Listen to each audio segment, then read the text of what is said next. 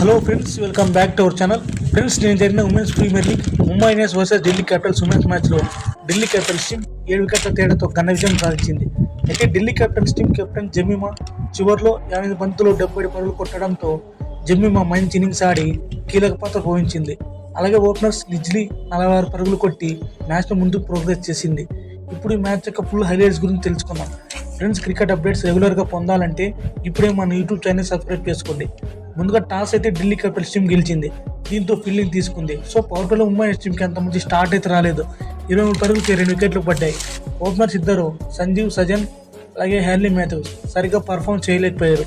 సంజీవ్ సజన 9 పరుగులు చేస్తే Haley Mathews 12 పరుగులు మాత్రమే చేసింది. సో పవర్ ప్లేలో ముంబై టీంకి అంత మంచి స్టార్ట్ అయితే రాలేదు.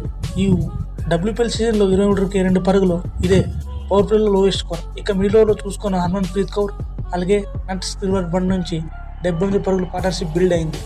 బోత్ స్క్రీవర్ బ్రంట్ అలాగే హర్మన్ ప్రీత్ కౌర్ ఇన్నింగ్స్ను మంచిగా యాక్సిలరేట్ చేశారు. హర్మన్ ప్రీత్ కౌర్ 47 పరుగులు చేస్తే నెట్ స్క్రీవర్ బండ్ 60 పరుగులు చేసింది. వీరు బాగా రన్ స్కోర్ చేస్తున్న సమయంలో మెర్జిని క్యాప్ హర్మన్ ప్రీత్ కౌర్ వికెట్ తీసి ఈ పార్ట్నర్షిప్ని బ్రేక్ చేసింది. ఆ తర్వాత మిగతా బ్యాట్స్మెన్ నుంచి కొంతవరకు పరుగులు వచ్చాయి. అలా ముంబై ఇండియన్స్ టీం 20 ఓవర్లు మూసేసరికి 154 పరుగులు కొట్టి 5 వికెట్లు కోల్పోయింది. ముంబై ఇండియన్స్కి రన్ రేట్ చూసుకుంటే పవర్ ప్లేలో 23 పరుగులు మాత్రమే వచ్చాయి. మిడిల్ ఓవర్స్లో 29 పరుగులు, డెత్ ఓవర్స్లో 42 పరుగులు. ఇక 154 పరుగులు టార్గెట్ ఇచ్చిన ఢిల్లీ టీంకి పవర్ ప్లేలో అంత మంచి స్టార్ట్ వచ్చింది. కేవలం 1 వికెట్ కూడా పడకుండా బోత్ షఫాలి వర్మ అలాగే లిజ్లీ ఇద్దరు స్టాండప్ అయ్యారు. పవర్ ప్లేలో 57 పరుగులు వచ్చాయి. వీళ్ళిద్దరి నుంచి మంచి పార్ట్నర్షిప్ బిల్డ్ అయింది. బట్ 8వ ఓవర్లో వైష్ణవి శర్మ షఫాలి వర్మ వికెట్ తీసి ఢిల్లీ టీంకి బ్రేక్ వేసింది. సో షఫాలి వర్మ 29 పరుగులు చేసి అవుట్ అయింది.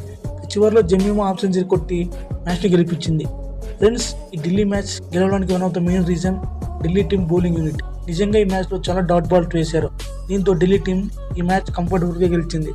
ఫ్రెండ్స్, ఇలాంటి ఇంట్రెస్టింగ్ కంటెంట్ కోసం రెగ్యులర్గా మన యూట్యూబ్ ఛానల్ సబ్స్క్రైబ్ చేయండి. Thank you for watching.